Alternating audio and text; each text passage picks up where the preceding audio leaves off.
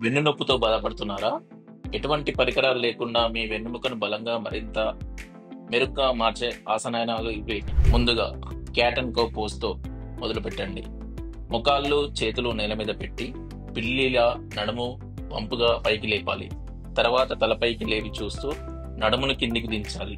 ఈ విధంగా 10 సార్లు చేయాలి. ఇలా చేయడం వలన బాడీ ఫ్లెక్సిబిలిటీ పెరుగుతుంది మరియు ఒత్తిడి తగ్గుతుంది. ఇప్పుడు ఇంకా బ్రిడ్జ్ పోజ్. ముందు నేల మీద వెళ్ళకలా పడుకొని అరచేతులను నేల మీద ఆనించండి.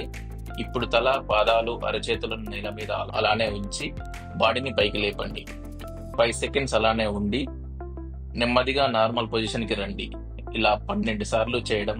ఇలా చేయడం వలన కోర్ మరియు బాడీ వెన్నెముక కండరాలను బలంగా ఉంటాయి. చివరిగా చైల్డ్ పోజ్. ముందుగా మోకాళ్ళ మీద కూర్చొని మడమల మీద బ్యాక్ ఆనించి కూర్చోవాలి. అప్పుడు మీ 2 చేతులను ముందుకు చాచి తల మీదుగా నేలను తాకాలి.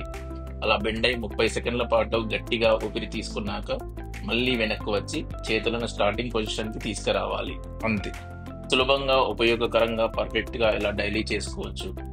ఎంజే నాయుడు హాస్పిటల్ ఎల్లప్పుడూ మీకు ఎలాంటి నొప్పులు లేకుండా చేసేందుకు కృషి చేస్తుంది.